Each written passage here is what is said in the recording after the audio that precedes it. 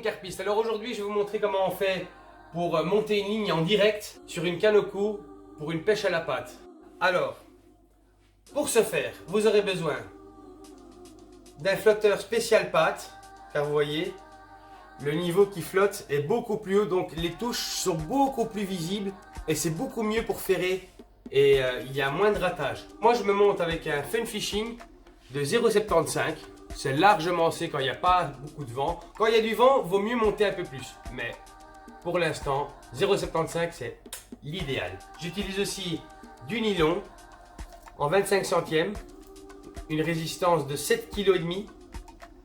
Pour les hameçons, spécial patte, la marque Fun Fishing, c'est terrible. Franchement, il n'y a pas mieux dans le marché. Le nœud pour attacher à la canne, vous prenez un morceau de fil, un morceau de nylon, hein, pas trop grand, pas trop petit non plus parce que sinon vous n'allez pas savoir faire le nœud. Vous voyez, prenez les deux et là, doucement, vous passez la petite boucle ici et là vous tirez. Vous essayez d'aller plus loin pour pas oublier, toujours un peu mouillé. Voilà. Et là, ça tient. Ceci c'est pour mettre sur votre sillon.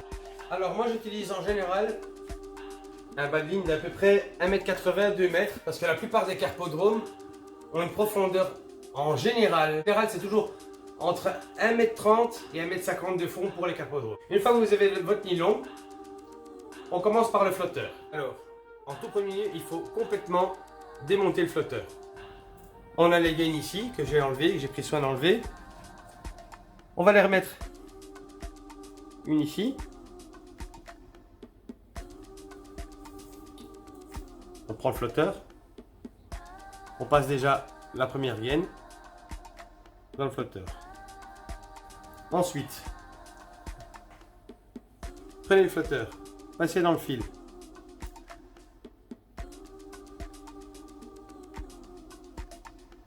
Alors moi j'essaie toujours que la partie la plus pointue soit au contact de l'eau. Comme ça, c'est plus facile pour descendre. Prenez votre flotteur. Vous l'enfoncez. Alors petite particularité non négligeable. On a un petit trou pour un gros bâton. C'est pas évident. Et voilà. La gaine est mise. Et ici, vous voyez, regardez. Au bout du flotteur, moi je laisse toujours un petit peu de gaine qui flotte. Vous voyez, qui peut tourner comme ça. Alors, pour l'hameçon, des spéciales pattes, comme c'est indiqué, les spéciales pattes ont déjà une plus large ouverture et le poisson a plus facile à se prendre dedans, vous voyez. Donc, pour le nœud, c'est pas compliqué, c'est un nœud classique. Hein, pour ceux qui ne savent pas, au moins, donc passez dans l'œillet, on va dire 15 cm. Ici, vous prenez une petite boucle. Hop, vous faites une toute petite boucle, vous tenez l'hameçon, comme ceci. Ensuite, une fois que vous avez votre petite boucle, vous tournez 3 fois, 4 fois, il faut aller jusqu'à 9 fois.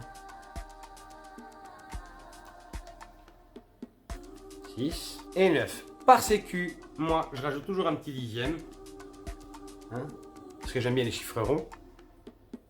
Ensuite, vous repassez le fil dans la boucle qu'on avait fait au début. Oups. Hop. Tenez avec les dents et ici vous tirez. Une fois que vous avez tiré, hop, le nœud est fait. Hop. Donc une fois que c'est fini, on remballe tout ça. Ceux qui ne savent pas, la bannière, c'est ce qui se trouve, c'est le fil qui se trouve du sillon jusqu'au flotteur. Le maximum pour une bannière, ce serait de mettre 20 cm. 20 cm, on va dire ça, c'est parfait parce qu'à un moment où il y a la touche, vous allez voir que quand vous allez ferrer, c'est beaucoup plus rapide et vous avez beaucoup plus de... vous ne perdez pas de temps. Parce que le temps que vous levez votre canne, le temps que la bannière se mette en route, vous perdez la prise. Voilà, la ligne est prête. Je prends mes affaires. On va l'essayer. Bon Poupit, on va pêcher? Allez, c'est parti. Le carpodrome aujourd'hui de l'étang de la Fontaine. Salut Poupit. Salut Poupit. Ça va? Ça va et toi? Ça va. Prêt pour la pêche?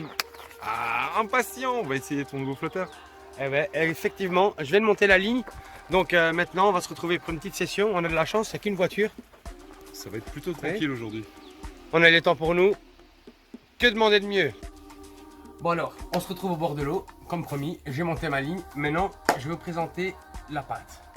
On va commencer par une marque que j'affectionne particulièrement. C'est Fun Fishing. Et c'est la pâte de la marque One and One.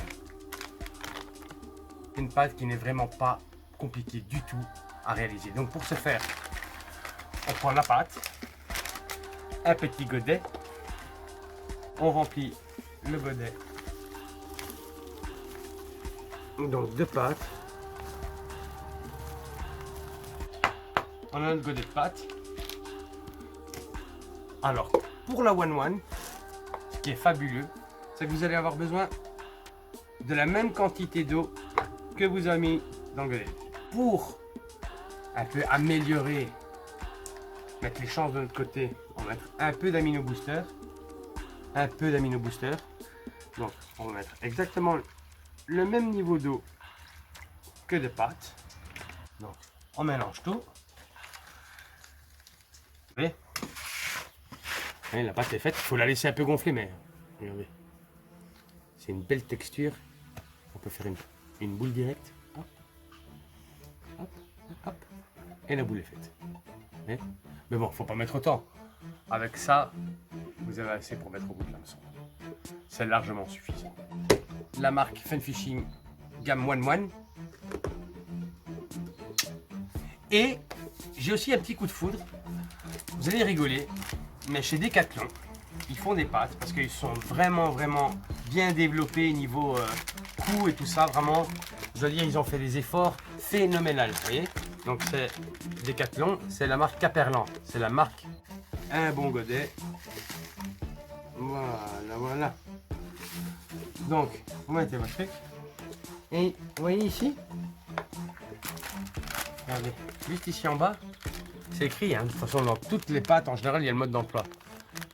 Vous avez 2 godets entiers de pâte pour un tout petit peu d'eau.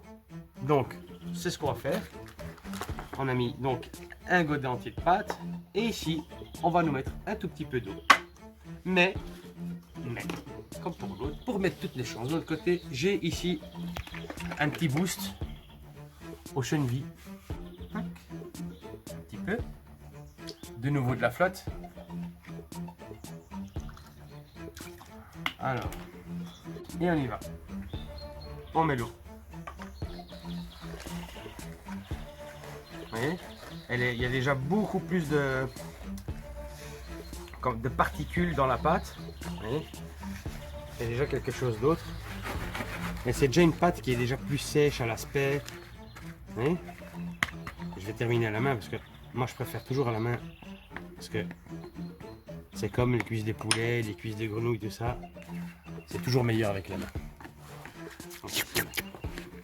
Hop, on mélange bien pour que ce soit bien homogène. Vous voyez? Et alors ça fait une texture un peu, vous voyez, comme si c'était mi-sec. Vous voyez? Regardez. Ça fait toujours un petit peu. Mais dès qu'on prend la pâte, hop, et dès qu'on serre un peu, tac, la boulette se forme. Et ça diffuse très bien. Bon alors, notre petite mixture de pellet est préparée. On prend une belle poignée. Encore une belle poignée. Et on va le laisser. Bon, maintenant je monte mes lignes, je prépare mes cannes. Et après on va taper.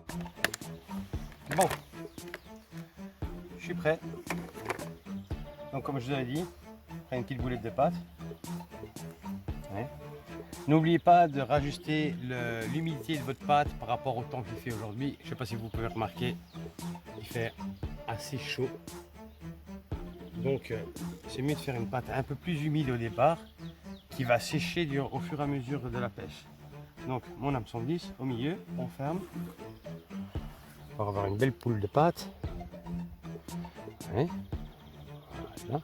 On a une boule de pâte qu'on serre dans la main.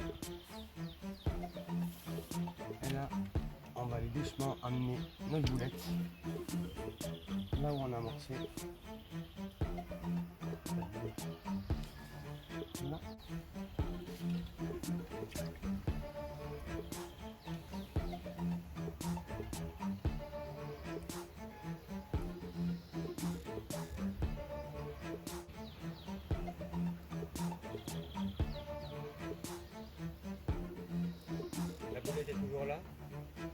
un peu plus loin, on la repose.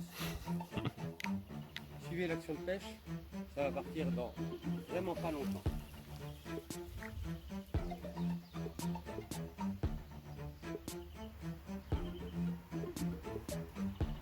Vous voyez ce que je vous disais pour le flotteur, les touches sont beaucoup plus visibles.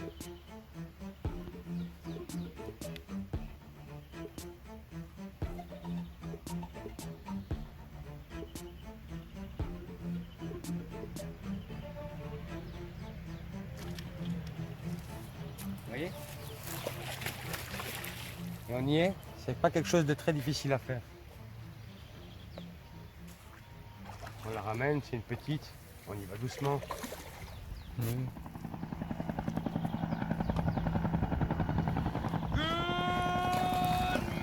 voyez, c'est pas difficile. Hein.